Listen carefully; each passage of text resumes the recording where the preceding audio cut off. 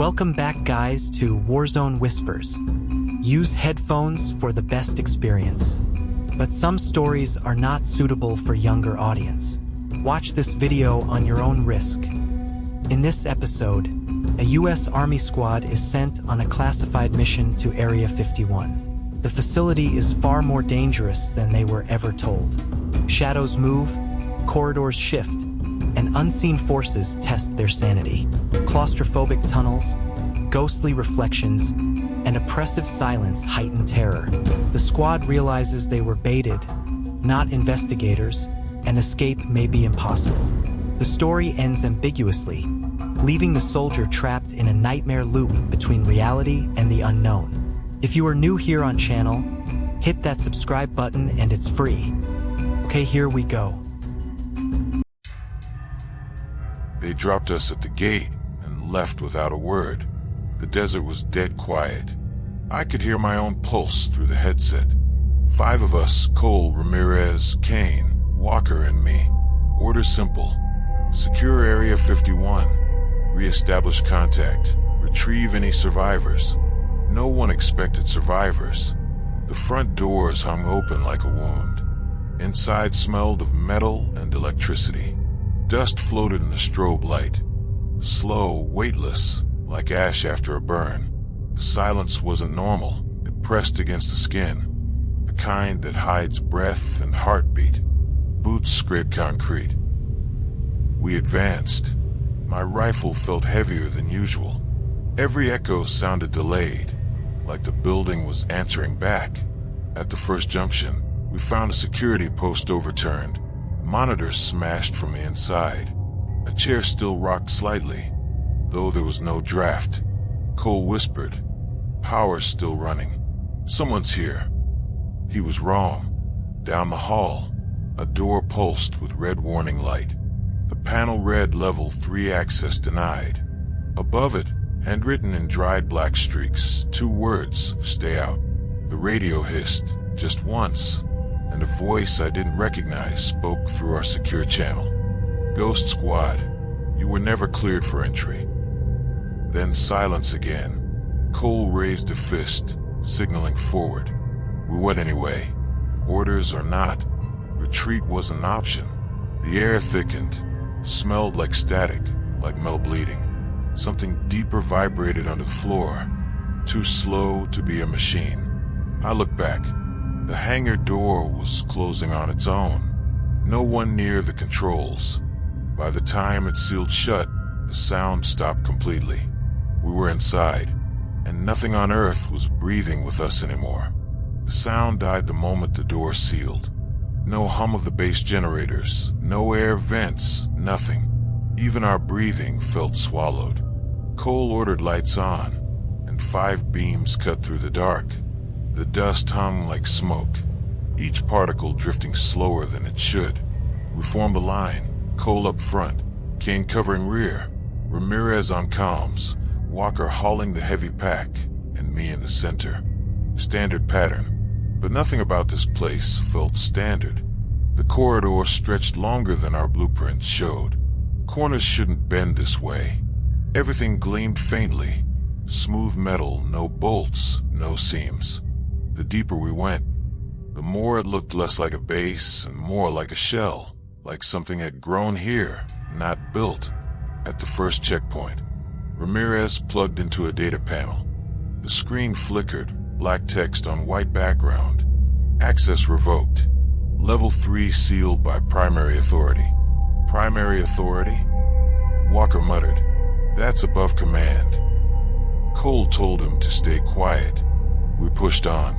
The floor hummed underfoot, a vibration just at the edge of hearing, pulsing with our steps. At first, I thought it was my heart, but the rhythm never synced.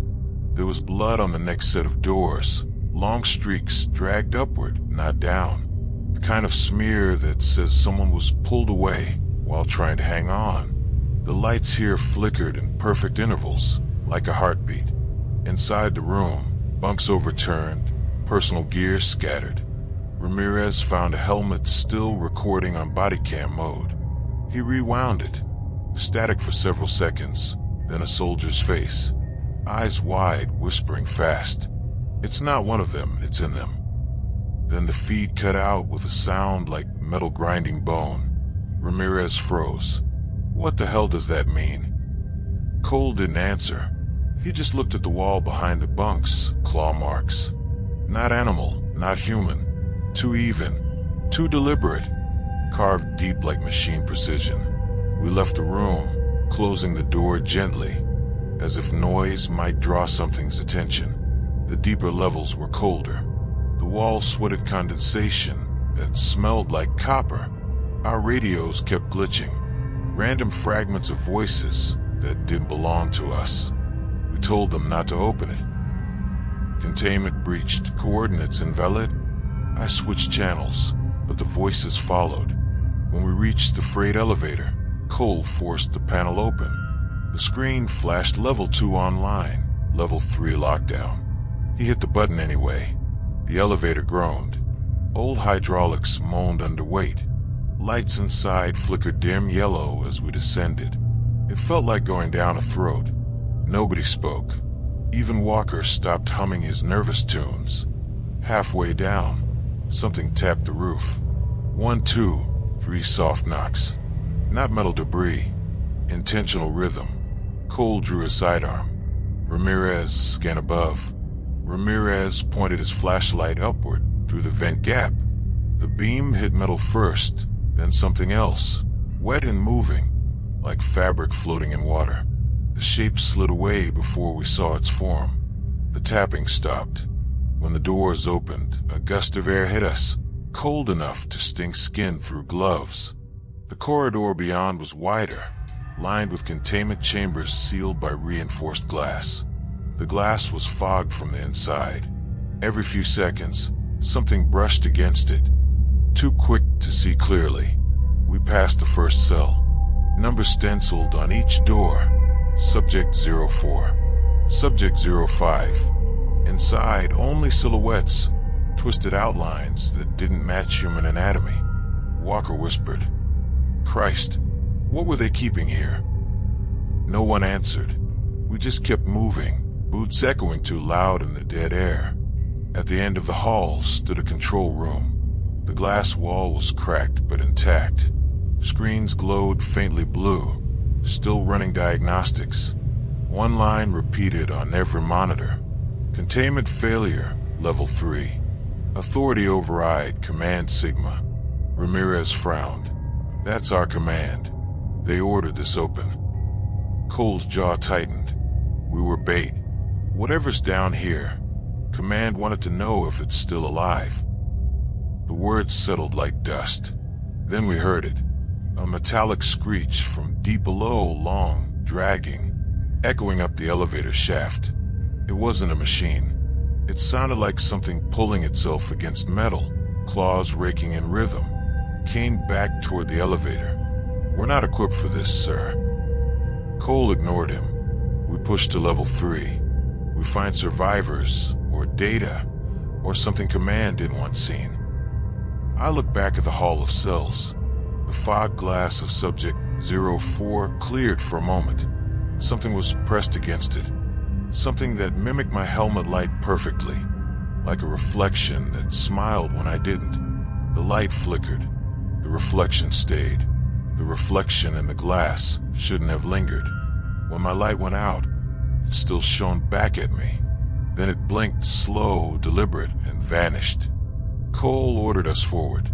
We moved past the containment row, rifles tight against shoulders. The air grew thick, metallic. Every breath tasted of iron filings.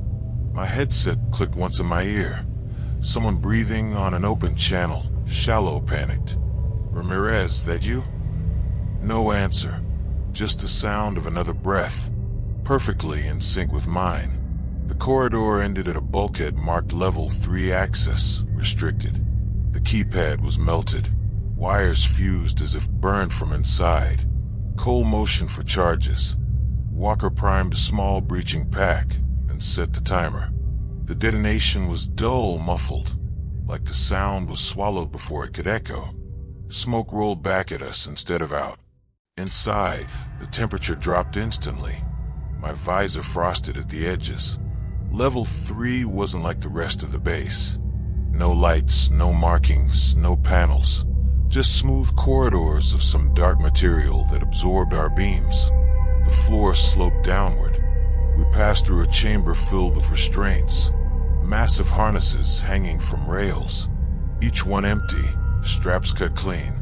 The cuts weren't made by blades. The edges were melted. Perfect circles where heat shouldn't have reached. Kane whispered, "Sir, this isn't ours. None of this metal, none of its regulation." Cole said nothing. His silence told me he agreed. We followed the slope until the hallway opened into a cavern the size of a hangar. The ceiling curved into darkness. In the center stood a column of glass or something like it, cracked, half collapsed. Black liquid pulsed inside, beating like a slow heart. Ramirez stepped closer with his scanner. No readings. It's not showing as solid or liquid. The liquid surged toward the crack. A single tendril slid through the fracture and touched the floor. Thin as smoke, heavy as mercury. It moved toward him like it knew his shape. Cole shouted, "Back, back." We fired. Muzzle flashes painted the dark. Rounds hit the floor and vanished, swallowed soundlessly. The tendril retracted, then split into 3. Ramirez screamed once, cut short. The beam from his flashlight swung wild, hit the ceiling, then fell as he did. When we reached him, his armor was intact, but inside it there was nothing. The suit collapsed, empty, steaming faintly. Walker lost it, fired blindly until the weapon clicked dry. The noise rolled forever in that cavern. Then the echoes began answering back, not as reflections, but as voices repeating his panic, syllable by syllable, out of sequence, like the air was learning how to speak. Cole grabbed me by the vest. "Data drive. We take evidence.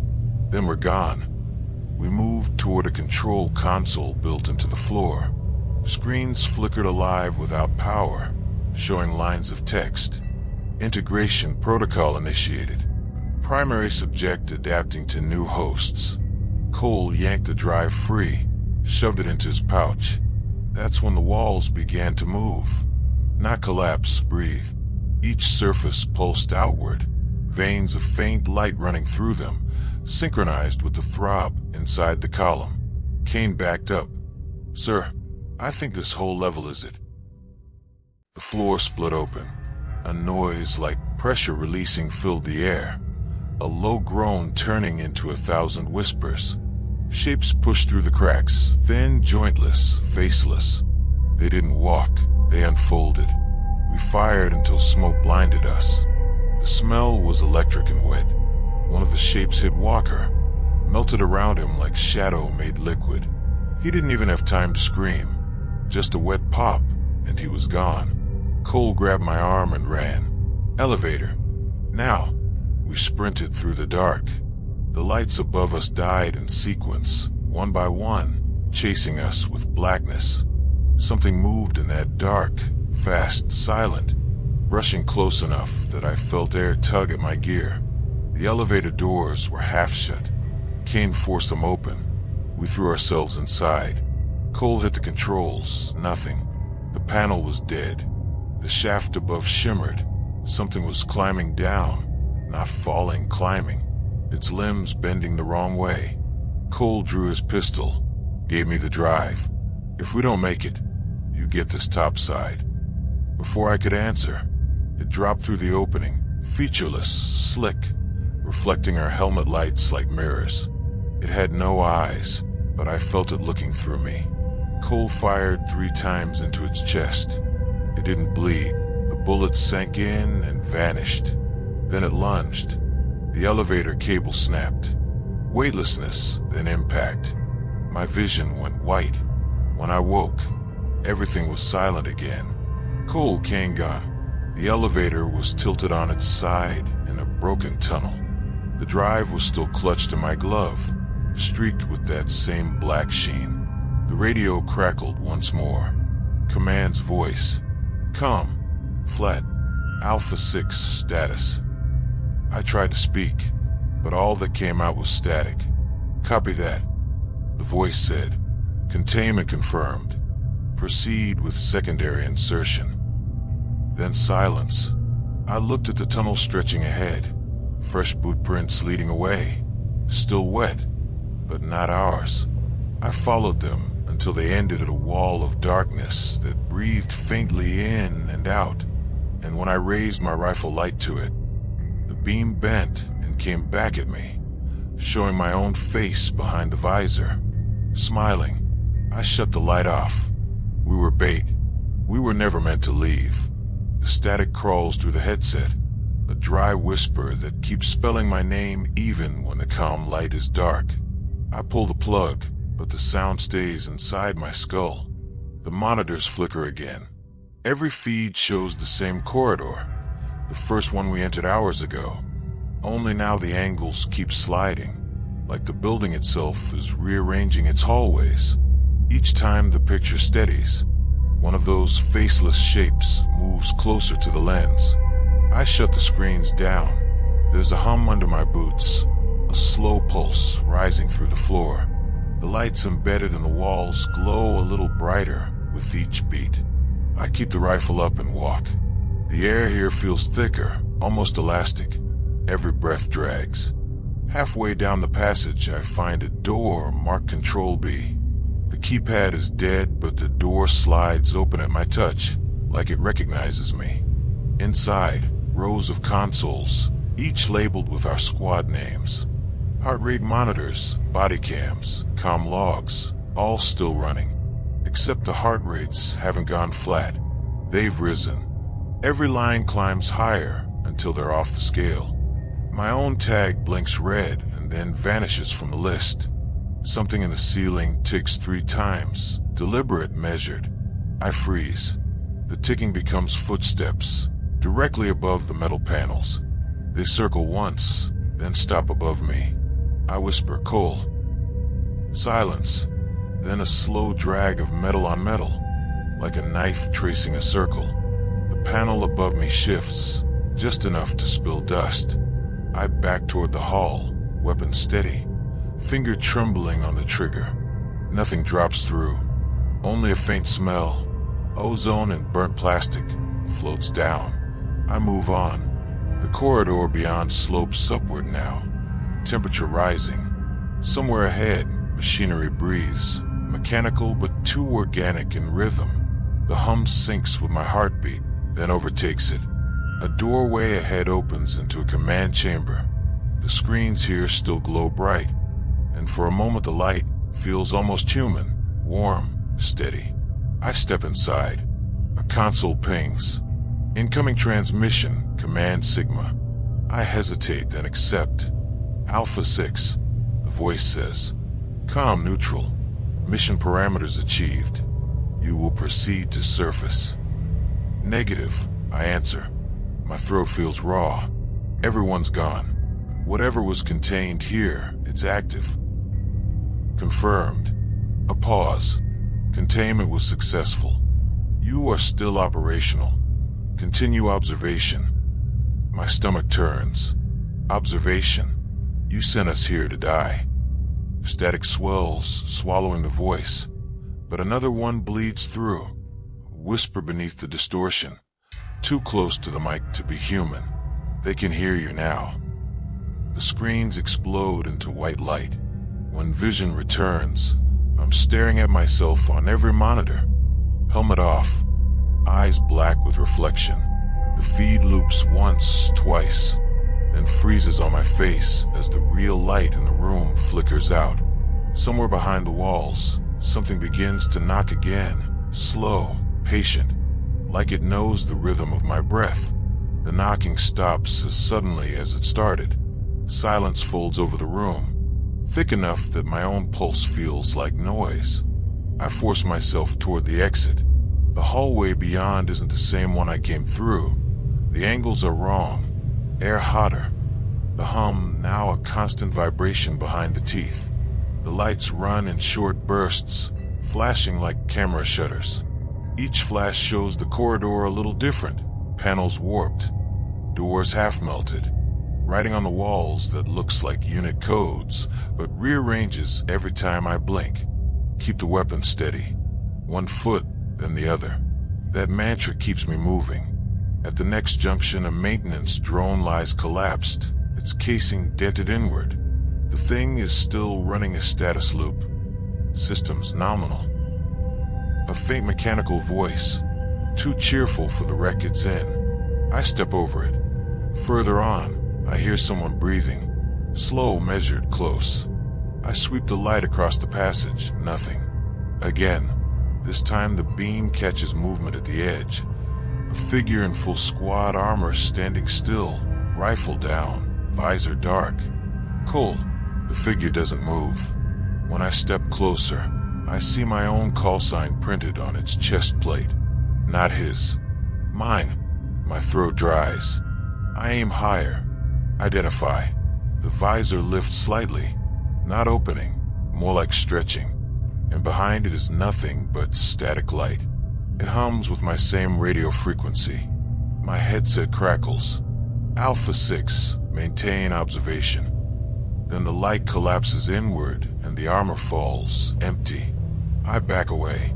Something deep in the structure begins to move. Metal folding, hydraulics screaming. The whole facility shudders, like a living thing trying to wake. The floor panels buckle, revealing layers beneath. Stairs that spiral down instead of up. I should turn back. Find a ladder. Any ladder. But the stairs draw air from somewhere below, cool and rhythmic like breathing. My compass spins uselessly. You are still operational. That voice again commands, but now it echoes from inside the corridor walls, carried on the ventilation hiss. I switch comms off. It keeps talking anyway. The stairwell ends at a blast door twice the size of the others, labeled only Research Ward 1. There's a keypad long dead and a palm scanner caked with dust. I press my hand to it out of instinct. The door opens. No sound, just a rush of air that smells like rain on stone, even though we're a mile under sand. Inside, a chamber shaped like a hangar, but lined with mirrors. Each mirror reflects the same image, me, but a step delayed. I take a breath. They breathe after me. Every light dies except one strip behind me, leaving the reflection ahead still illuminated. It raises its rifle. I don't. The reflection's muzzle flash fills the room with white. My ears ring. No impact, no wound. But now there are two reflections, one still delayed, one moving ahead of me, waiting for my next breath. Something clicks behind the glass. The panels begin to open like eyelids. Rows of containment pods stretch beyond, hundreds, each tagged with our unit insignia, each holding shapes that look like soldiers suspended in black fluid. My own name glows faintly on one. Status, ready for deployment. I back away, heart hammering. The intercom crackles again. Mission parameters achieved. Subject returned to facility. Containment stable. The mirrors fade to dark, leaving only my reflection from the pod, motionless. Eyes open, mouth whispering words I can't hear. Then the blast door seals. Darkness, except for the faint pulse in the walls. It beats once for me, then once more on its own. Section 4. Collapse, Part 1/2. The door seals with a metallic cough, and the echo doesn't fade. It just loops, repeating until it sounds like machinery breathing. I try the panel dead. No power, no override. My visor HUD shows nothing but static. The hum in the walls has shifted pitch, higher now urgent. Somewhere deep below, turbines scream, and something large slams shut. Every vibration runs through the concrete and into my bones. I start walking. The flashlight paints a tunnel of dust. The air tastes like copper and ozone. Every 20 steps, another light fixture bursts overhead, showering sparks.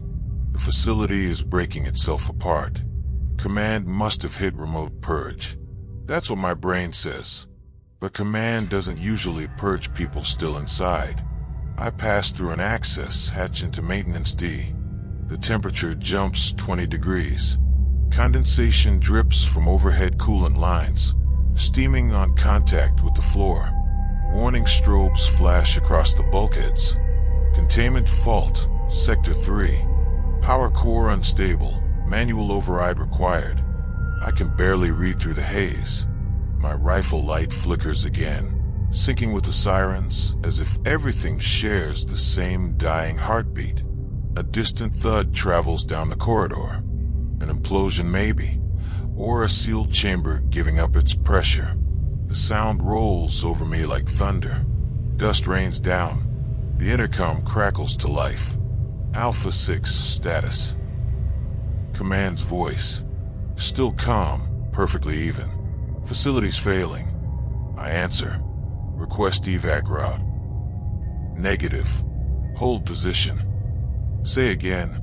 You are to secure data drives in Research Ward 1. That sector's gone. I saw it. Hold position, soldier. The situation is contained. The line cuts. Contained. The same word as before. Always contained. I keep moving. The map on my wrist tablet refuses to orient. Arrows sliding like magnets fighting each other. I navigate by instinct, counting doors, remembering where the air feels cooler. A tremor shakes the hull. Ceiling panels drop, cables whipping like snakes. One lands across my shoulder and sparks against the armor. I tear it away and keep going. Through a shattered observation window, I see the reactor chamber below.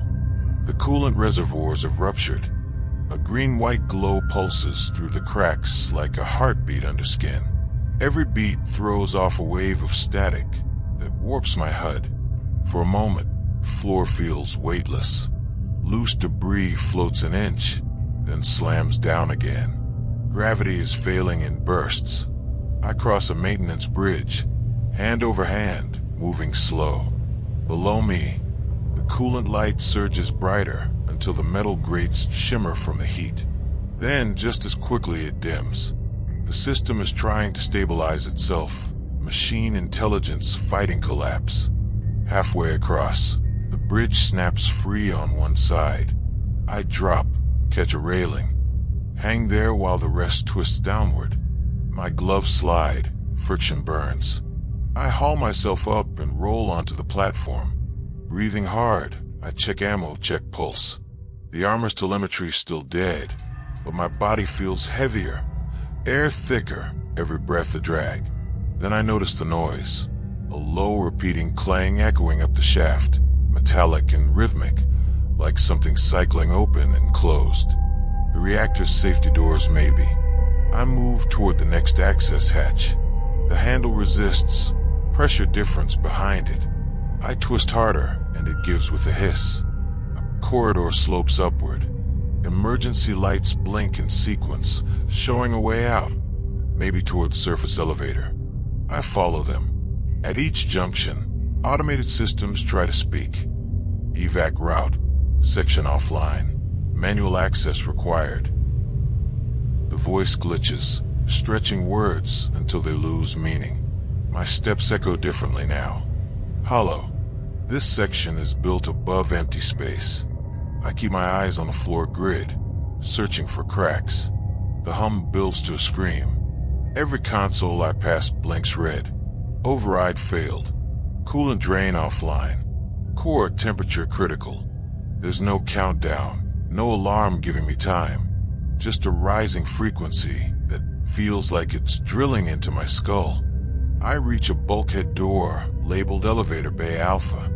The keypad flashes green, then dies. Manual crank beside it, stiff but working. I twist. The door shutters open. The elevator car is gone. Only the shaft remains, lit from somewhere deep below by the reactor's glow. Hot wind rises through it, carrying the sound of metal grinding on metal. I clip my harness to the side ladder and start climbing. Heat pushes back at every rung. Somewhere beneath, a series of muffled detonations, automated charges sealing sectors. When I may be halfway up, The ladder vibrates violently. I look down, a wave of pressure moving upward, bending light like water distortion. Pressure surge, reactor venting. I brace. The surge hits, soundless, a rush of force that punches through armor and skin alike, not killing, just passing through. The lights flare white, and for an instant everything goes silent. When hearing returns, the hum is gone, so are most of the alarms. The base has entered lockdown silence. I climb faster, lungs raw, until the next hatch appears above. I drag it open and pull myself through. The corridor beyond is tilted, ceiling tiles scattered like fallen snow. Somewhere water sprays in short bursts from a broken pipe, flashing steam. I lean against the wall, catch my breath. My hands won't stop shaking. Then a voice again, different, distorted by distance. Alpha 6 proceed to. Static swallows it. I keep moving toward the faintest draft of cooler air. It smells like sand and open space. Maybe surface vents. Maybe hope. The air tastes different, thinner, dust mixed with static. That means I'm near the surface systems. My visor keeps flashing pressure variants detected, but no number ever appears. The sensors have stopped agreeing with reality. I follow the draft uphill through corridors that look more like ribs than metal. Each light tube pops as I pass, leaving a trail of short-lived halos. My shadow keeps moving after me, half a second late. Ahead, a blast door half open, wedged by debris. Beyond it, daylight, pale, artificial, but it feels like freedom. I squeeze through, scraping armor against twisted steel. This chamber is larger than any map shows, an atrium carved out of rock. The ceiling has collapsed in several places, revealing beams and fragments of sky screens. The projection above still tries to mimic the Nevada sun, flickering between blue and gray. At the center stands a lift platform labeled Surface Transit 01. Cables hang from its sides like veins. One control panel still glows. I run for it. As I approach, the platform shakes. A mechanical voice speaks from somewhere deep below. Evacuation sequence initiated. Please secure personnel restraints. The words echo through empty space. Then the platform lurches upward. I grip the railing. Metal groans. Through gaps in the floor, I can see the layers of the base sliding past. Labs, barracks, storage bays, all gutted by the collapse. Each level flashes for a moment, like memories of a place trying to remember itself. Halfway up, a figure appears on the opposite side of the shaft. Another lift moving downward, slow and smooth. Inside stands a single operator in command uniform, headset on, clipboard pressed to his chest. His eyes are calm. He raises one hand in a perfect salute. I don't return it. The descending lift passes, and for a split second I see the same figure on every level below, repeating the salute over and over until the darkness swallows them. The platform jolts again. An alarm pulses red. Structural integrity compromised. Come on, I mutter. Just give me topside. Metal screams, bolts shear, but the platform keeps climbing. The pressure drops until my ears pop. A faint wind starts blowing downward cold, carrying sand, real air. When the hatch finally opens, light floods the chamber. It's not sunrise, more like sterile flood lamps, but it blinds me anyway. I stumble out onto the surface deck. The sky above is the color of ash. Dust devils spin between antenna towers. No vehicles, no guards, just silence and wind. I remove my helmet. The air burned my lungs, dry and electric, but it's breathable. I take another breath, just to be sure it's real. Then my comm unit crackles. Alpha 6 visual confirmed. I freeze. Remain at location. Recovery inbound. Command, I whisper. Affirmative. Mission parameters achieved. My throat tightens. Everyone else is gone. Negative. All units accounted for. I look around. The surface is empty except for my footprints. You're lying. Containment succeeded. You are clear for debrief. The wind picks up, swirling dust across the landing pad. I can almost hear words in it. Echoes of the same sentence from hours ago. You are still operational. I start walking toward the horizon. The desert stretches flat and endless, but the shadows on the ground don't match the light. Every few steps, another set of prints appears beside mine, pacing perfectly in time. The radio hisses again, softer now, almost gentle. Alpha 6, return to base. I turn. The hatch I came through is gone, replaced by solid rock, seamless. The voice repeats, slightly distorted. Return to base. I drop the headset and keep walking. My boots sink half an inch into the sand.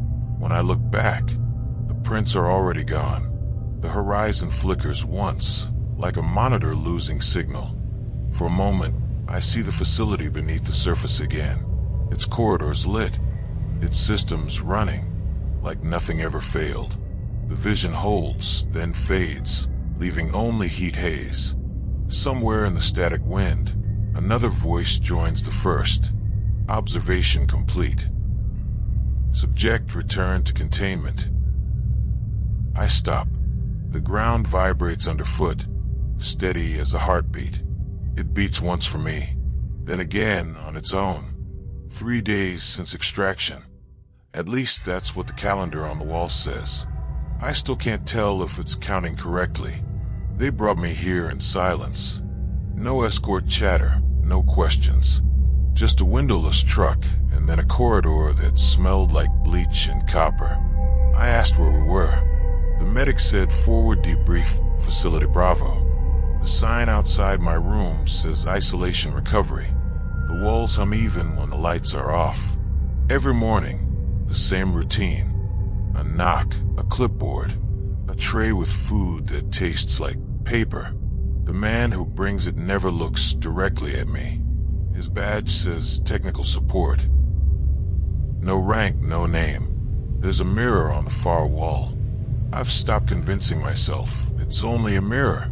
Sometimes it fogs from the wrong side. At night, I dream of corridors, not memories, but blueprints. I see the base folded in on itself like a diagram drawn by someone who didn't care about physics. When I wake, I can still hear the power hum fading in my ears, like the whole building beneath the desert still breathing. Command says the incident was a minor containment breach. No casualties. Mission accomplished. They even thanked me. But when I asked for names, Cole, Kane, the rest, there were none on record. The officer reading my report looked at me as if I'd spoken in another language. Alpha 6, your squad was provisional. There were no listed personnel under those designations. Provisional, temporary, disposable. I signed their paperwork anyway. You don't argue with command. You just wait to be cleared, stamped, sent back into the field, or quietly erased from the roster. I spend hours tracing lines on the wall, counting the hum's rhythm. 4 beats, pause, 2 beats. It never changes. Yesterday they ran tests, e.g., blood, reflex, speech. The doctor smiled too much. When I asked about the results, he said, "You're adapting well." Adapting to what? Later, while I was supposed to be asleep, I heard the intercom click. Voices filtered through, muffled, but close enough to make out phrases. Subject stable. Residual signal persists. Recommend continued observation. Observation. Always that word. I pressed my ear to the vent. Another voice, calmer, older, answered. Keep the environment consistent. If he notices discrepancies, reset the sequence. Reset the sequence. The next morning the clock showed 0600 again, though I swear I'd seen 1200 the night before. My breakfast tray was identical down to the arrangement of crumbs. Even the coffee stain on the mug rim matched yesterday's. When I blink, I see the desert sky flash white for a fraction of a second, like a camera bulb. Then it's gone. I tried scratching a mark into the wall to track the days. The next time I looked, it had vanished under a fresh coat of paint. Today they let me outside for 10 minutes. The courtyard looked too clean, concrete with no cracks, horizon too still.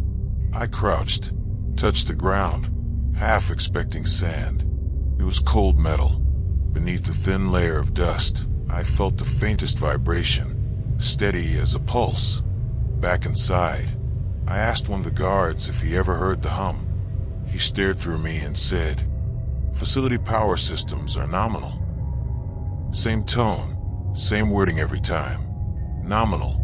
That night, the mirror fogged again. I watched letters appear slowly, like condensation tracing words from the other side. "You are still inside." I stepped closer, hand trembling, but the words faded before I touched the glass. My reflection lagged half a breath behind. I sat on the bed until the hum changed pitch. Only slightly, but I felt it in my teeth. When the lights went out at 2300, I could still see faint illumination leaking from the mirror's edges. I pressed my palm against it, warm, almost like a heartbeat pulsing back through the glass. I whispered, "Cole." No answer, just the echo of my own voice returning a second late, distorted, as if spoken through water. Now I write this because it's the only thing they haven't taken away yet. Maybe they want me to. Maybe this is part of the test. Every story needs an observer, right? The hum continues, 4 beats, pause, 2 beats, and I realize I'm breathing in time with it. The next morning started the same way, if you can still call it morning when there's no sun. The hum was already in my skull when I opened my eyes.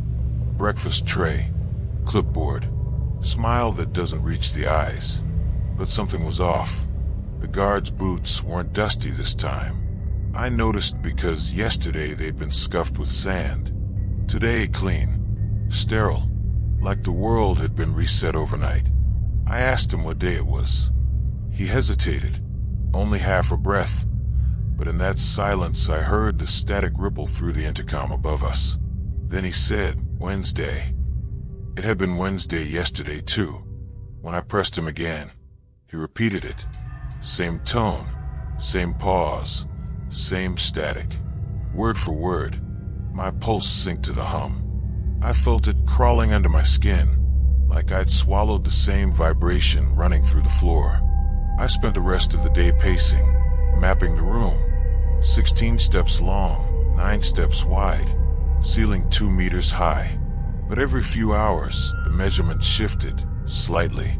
The bed closer to the wall, the mirror higher, the vent colder. The mirror fogged again at 1800. This time the message appeared clearer. "Don't look away." I didn't. I just stared, breathing in time with the pulse. My reflection blinked first. That night, I decided to test the loop. I tore the edge of the bedsheet and tied a strip to the door handle. If they reset the room again, it would be gone. I woke up. The strip was still there, except now there were 2. Someone had copied it, imperfectly. A slightly different knot, tighter, newer. My handwriting on the wall, "Don't look away," had been rewritten, darker, fresher, like someone was rehearsing my memories. I started laughing, quietly at first, then harder until the walls seemed to breathe with me. That's when the voice came through the vent. "Alpha 6, please return to the bed. You're compromising your recovery metrics." Metrics, not health, not sanity. Metrics. I asked the voice who it was. Silence. Then, "You were never extracted." The hum spiked. Lights flickered. I lunged for the mirror. For a second, just one. I saw the reflection of the facility's lower level. Concrete corridors, emergency strobes, black cables snaking like veins through the ceiling. A body bag twitched on a gurney. Then my reflection snapped back, perfectly calm, perfectly still. I pressed my forehead against the glass. It felt like leaning on a window during takeoff. Pressure, vibration, a soft roar beneath. I whispered, "If I'm still there, show me." The mirror answered with a faint outline. My own figure, standing behind me. I turned, nothing. Back in the reflection, the figure didn't vanish. It tilted its head. Same uniform. Same scar across the eyebrow. Same insignia burned into the chest plate. Only one difference, the eyes. They glowed faintly blue, flickering like static behind glass. The hum deepened, became almost melodic. My reflection moved closer, even though I hadn't. Its mouth opened, soundless at first. Then I heard it through the floor rather than air. "Stay inside." Then everything froze. Lights off. Air silent. I don't know how long it lasted, minutes, hours, maybe no time at all. When power returned, the reflection had reset, blank, normal. Except I was standing in a different uniform. The one I wore during the operation. Dust on the cuffs, blood dried at the collar. I ran to the door, pounded, screamed for anyone. No answer. The intercom just hissed softly. Subject resynced, memory alignment successful. I pressed my hands over my ears, but the words came from inside now, not outside. My heartbeat had merged with the static. I looked at my palms. The veins pulsed faintly blue. The hum wasn't in the walls anymore. It was in me. I tried to write this down, but every time I looked away, the words on the page rearranged themselves. Sentences mirrored. Phrases rewritten in handwriting not mine. I am still inside. I am observing myself. We are adapting. When I blinked, the room shrank an inch. The ceiling lowered. The hum steadied again, 4 beats, pause, 2 beats. I counted out loud, hoping it would break the rhythm. It didn't. The hum adjusted with me. Somewhere far below, machinery roared to life, and I realized the sound wasn't mechanical at all. It was breathing, deep, steady, patient. That's when a voice returned, calm, collected, familiar. Alpha 6 remained calm. The environment is reconstructing. "Who are you?" I shouted. "You are, and you are doing fine." Then the intercom clicked off. I sat down. The floor trembled like a living thing, heartbeat syncing with mine until I couldn't tell which pulse belonged to whom. The mirror flickered again, this time showing not one reflection, but hundreds, each a fraction out of sync, like the world buffering around me. One of them raised its rifle. Then darkness. The lights came back with a low-frequency crack, like thunder trapped inside the walls. My vision ghosted. Every edge left a trail of itself. I was standing, rifle in my hands again. I didn't remember picking it up. The magazine read 00.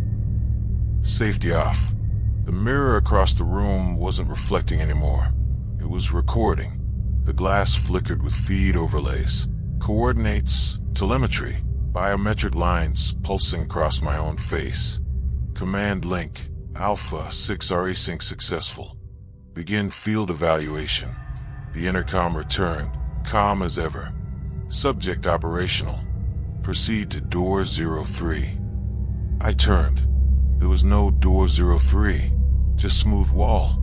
Then a seam formed, hiss of pressure release, and the wall folded open like a metal lung exhaling. Cold corridor, fluorescent flicker, wet concrete smell. I stepped through. Every hallway looked identical, like someone copy-pasted reality. My boots echoed half a beat late, as though another set followed one step behind. The hum deepened until it became words under the sound. Stay aligned. Stay aligned. I passed a window on the right. Beyond it, the desert. Or maybe a simulation of one. The sand froze mid-gust, each grain suspended like static. Through the radio on my vest, Alpha 6, maintain vector. Debrief imminent. Who's speaking? I asked. You. Then silence. The hum climbed higher, sharp enough to taste. I moved faster, breath rasping through the mask. The corridor bent downward, impossible geometry, folding on itself like film melting in a projector. Another window. This one showed the barracks. Rows of beds. Figures sleeping. One turned slightly. It was me. I stumbled back, hitting the wall. The lights flickered once, then twice. Then the feed on the mirror blinked into the air above me. Lines of data scrolled. Field evaluation. Phase 3 cognitive feedback. No escape routes. No end. Just corridors that curved back into each other like veins. The radio popped again, overlapping voices. Containment breach, false extraction. Begin rebuild cycle. I started running. Footsteps multiplied. Mine and not mine. Boots hammering in perfect rhythm. I shouted, "Identify yourself." And every echo answered Alpha 6, until the whole corridor was a chorus of my own voice. Ahead, a door slammed shut. The hum turned into a siren, low, pulsing, like the heartbeat of something enormous. Facility reboot in progress. Personnel reconstruction complete in T:00:30. 30 seconds. I reached the end of the hall. A steel ladder led up toward a hatch marked exit. For the first time, real air, dry, cold, desert night, pushed through the cracks. I climbed fast, every rung burning with vibration. My hands bled from the friction. "Open," I shouted, slamming the release. The hatch gave, and moonlight poured in, blinding, perfect. I dragged myself onto the surface. Silence. Stars. The facility behind me, half buried. Lights flickering like dying fireflies. I fell to my knees, laughing, choking. Free. Finally.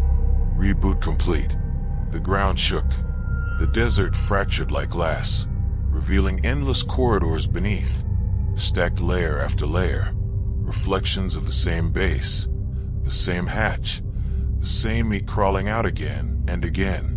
Above the wind, the voice returned. Alpha 6, test concluded. Proceed to next evaluation.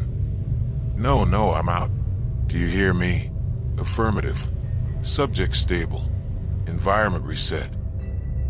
The moon flickered, frame by frame. Stars rearranged into grid patterns. My rifle display lit up. Mission timer 1 second. A tone blared through my headset. Sharp, metallic, endless. Begin again. The world whitened. Sound collapsed. Static devoured everything. // end of transmission // So thank you for watching. The shadows have more to tell. Join me in the next story. And don't forget to subscribe to the channel and share your thoughts in the comments.